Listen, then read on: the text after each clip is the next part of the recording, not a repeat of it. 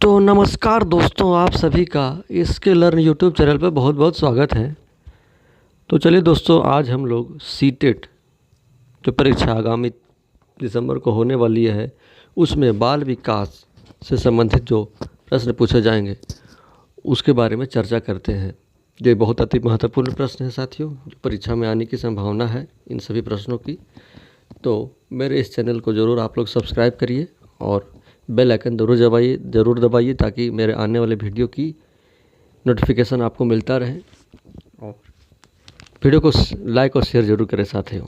तो चलिए दोस्तों, सबसे पहले क्वेश्चन 6 से हम शुरुआत करते हैं। इसमें यह है कि मानव का विकास निम्न में से किस पर निर्भर करता है। ऑप्शन ए है उसकी वृद्धि पर, ऑप्शन बी है यानी कि ऑप्शन 2 है उसके वातावरण पर, ऑप्शन 3 है उसकी बुद्धि पर, ऑप्शन 4 है उसकी वृद्धि तथा वातावरण से मिलने वाली परिपक्वता पर। तो मानव का विकास उसकी वृद्धि और तथा वातावरण से मिलने वाली परिपक्वता पर निर्भर करती है साथियों। क्वेश्चन 7 कह रहा है कौन सी पाठ्यचर्या सर्वाधिक उपयुक्त होगी। ऑप्शन 1 है बालक के शारीरिक व मानसिक विकास के अंतर संबंधों के अनुकूल, ऑप्शन 2 है देश की सभ्यता संस्कृति के अनुकूल, ऑप्शन 3 है बालक के शारीरिक एवं सामाजिक विकास के अंतर संबंधों के अनुकूल। तो इसका ऑप्शन ए सही होगा साथियों, बालक के शारीरिक व मानसिक विकास के अंतर संबंधों से के अनुकूल।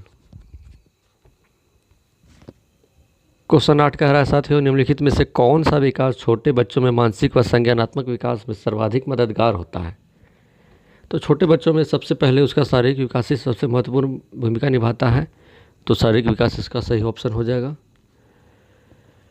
क्वेश्चन 9 कह रहा है जब किशोर में किसी वस्तु, समस्या या परिस्थिति के लिए निजी स्तर पर निर्णय लेने की क्षमता का विकास परिपक्व होने लगता है तो इस विकास को कहते हैं, इस विकास को संज्ञानात्मक विकास कहते हैं साथियों। संज्ञानात्मक विकास यानी कि कोग्निटिव डेवलपमेंट। क्वेश्चन 10 है बालक का संवेगात्मक विकास निम्नलिखित में से किसे प्रभावित करता है।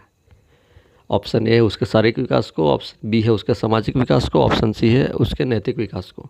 तो इसका ऑप्शन डी सही होगा साथियों, उसके उपयुक्त सभी यानी कि उसका शारीरिक विकास, सामाजिक विकास और नैतिक विकास सब पर वह प्रभाव डालता है संवेग बालक का संवेग। क्वेश्चन 11 कह रहा है निम्नलिखित में से कौन सा बालक के सामाजिक विकास को प्रभावित नहीं करता है। तो इसमें बुद्धि भी करता है साथियों, उसका तर्क शक्ति करता है, भाषा प्रयोग की क्षमता भी करता है। तो क्वेश्चन 11 का ऑप्शन डी सही होगा साथियों, उपयुक्त में से कोई नहीं। क्वेश्चन 12 कह रहे विकास के विभिन्न आयामों के संदर्भ में निम्नलिखित में से कौन सा कथन असत्य है, यानी कि हमको रॉन्ग ऑप्शन चूज करना है साथियों।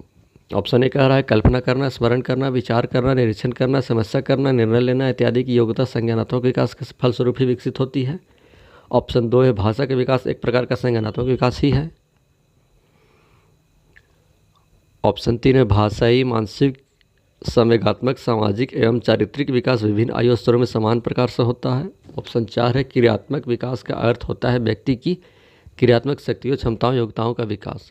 तो इसका ऑप्शन सी सही होगा साथियों, यही असत्य है। भाषाई, मानसिक, संवेगात्मक, सामाजिक, चारित्रिक विकास विभिन्न आयु स्तरों में समान नहीं होता है बल्कि असमान होता है। क्वेश्चन 13 कह रहा है आपकी कक्षा का एक छात्र राजू शारीरिक विकास की दृष्टि से काफ़ी पिछड़ा हुआ है। आपको विकास के निम्नलिखित में से किस आयाम में राजू को पिछड़ने की चिंता हो सकती है।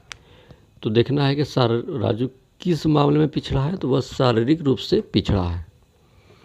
तो जब राजू शारीरिक रूप से पिछड़ा है तो उसका संवेगात्मक विकास भी पिछड़ सकता है, उसका बौद्धिक विकास भी पिछड़ सकता है, उसका सामाजिक विकास भी पिछड़ सकता है। तो इसका ऑप्शन डी सही होगा साथियों, यानी कि ऑप्शन 4 उपयुक्त सभी। क्वेश्चन 14 कह रहा है साथियों वृद्धि और विकास के संदर्भ में निम्नलिखित में से कौन से कथन सत्य है, यानी कि हमको सत्य यानी कि ट्रू स्टेटमेंट को देखना है साथियों। ऑप्शन ए है वृद्धि विकास की प्रक्रिया का एक चरण होता है जिसका क्षेत्र असीमित होता है। नहीं साथियों, वृद्धि का क्षेत्र सीमित होता है, ये गलत हो गया। ऑप्शन बी है विकास स्वयं में एक विस्तृत अर्थ रखता है एवं वृद्धि इसका एक भाग है। हाँ साथियों, विकास एक विस्तृत अर्थ रखता है और वृद्धि इसी के अंतर्गत आता है। ऑप्शन सी कह रहा है विकास एक सतत प्रक्रिया है जो बालक के परिपक्व होने के बाद भी चलती रहती है। तो हाँ साथियों, विकास एक सतत प्रक्रिया है जो आजीवन चलती रहती है।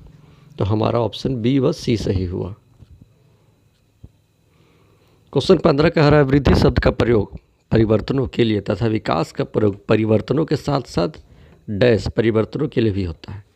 तो वृद्धि का प्रयोग आप जानते हैं कि परिमाणात्मक के लिए होता है, जबकि विकास का भी प्रयोग परिमाणात्मक परिवर्तनों के साथ साथ व्यवहारिक परिवर्तनों के लिए भी होता है।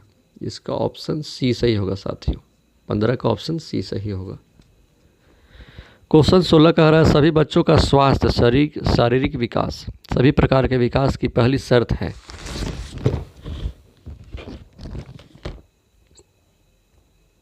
सभी बच्चों का स्वस्थ शारीरिक विकास सभी प्रकार के विकास की पहली शर्त है।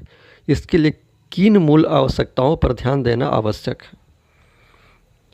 तो इसके लिए हमको पौष्टिक आहार पर भी ध्यान देना होगा, बच्चे के शारीरिक व्यायाम पर भी ध्यान देना होगा और मनोवाजिक और सामाजिक ज़रूरतों पर भी ध्यान देना होगा। तो इसके लिए ऑप्शन डी सही होगा, ये सभी। हमारा आखिरी क्वेश्चन है साथियों, क्वेश्चन 17, शिक्षण की विभिन्न विधियों के प्रयोग के लिए कौन सी अवस्था सर्वाधिक उपयुक्त है? क्वेश्चन 17 का ऑप्शन ए सही होगा साथियों, बाल्यावस्था।